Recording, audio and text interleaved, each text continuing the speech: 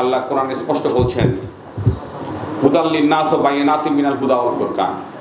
This is a guideline for mankind which will help you to differentiate between right and wrong. তো সত্য মিথ্যার পার্থক্য বিধানে তো আল কোরআন যথেষ্ট। এটা নিয়ে কনফিউশন রাখা একজন মুসলমানের পক্ষে সম্ভব না।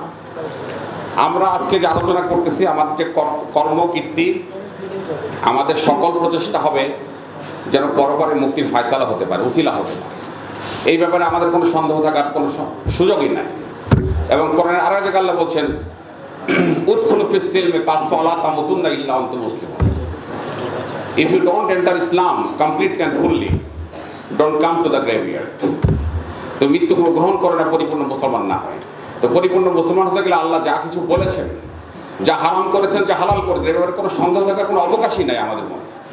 Then we will fail to be a Muslim, and if we fail to be a complete Muslim, we are not eligible to face the ultimate trial of the doomsday.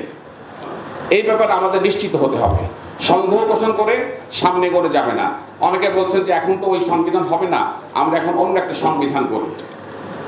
Why not now? This is the present time. This is the best time. This is the high time. এখন থেকে আমাদের সোচ্চার হতে হবে। আল্লাহ যে সুযোগ দিয়েছেন 5ই আগস্টের বিপ্লবের মধ্য দিয়ে, এই সুযোগকে আমাদের সুসংগত করতে হবে, কাজে লাগাতে হবে। এবং আমাদের প্রত্যেকটা প্রচেষ্টার লক্ষ্য কিন্তু সাফল্য না। সাফল্য, চরম সাফল্য হবে আমি যদি পরপরে মুক্তির ফয়সালা আমি পাই। এই বিষয়ে আমাদের কোনো সন্দেহ থাকার অবকাশই নেই। আমরা বোধহয় আধুনিক শিক্ষা শিক্ষিত হয়ে একটা কনফিউশন তৈরি হচ্ছে যে এই আধুনিক সমাজে কি ইসলাম চর্চা করা সম্ভব। আমার মনে এই সন্দেহ এক সময় ছিল, আধুনিক সমাজে কি সুদমুক্ত অর্থনীতি চালু করা সম্ভব। এই সন্দেহ পোষণ করে আমি নামাজ পড়বো, রোজা রাখবো এবং ইসলাম মুসলিম হিসেবে পরিচয় দেব, এইরকম কোনো অবকাশ আছে বলে আমার কাছে মনে হয় না।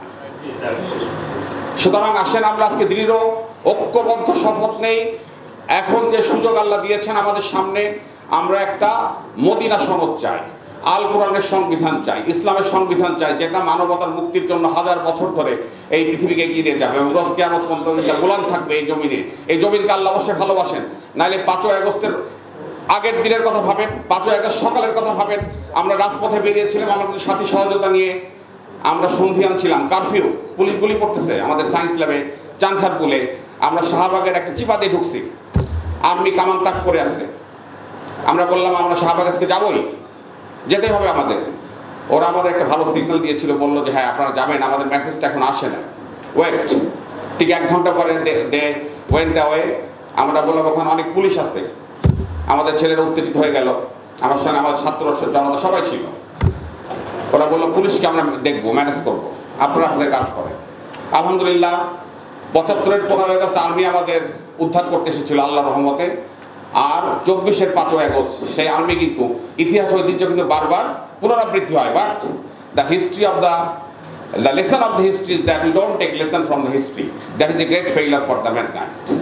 যেটা শেখ হাসিনার মতো স্বৈরাচারী ফ্যাসিস্ট সরকারও নেয় নাই, তার বাবার পরিণতি দেখা তার চেয়ে সবচেয়ে বড় উদাহরণ ছিল। তার বাবার শিক্ষা থেকে সে গ্রহণ করে নাই।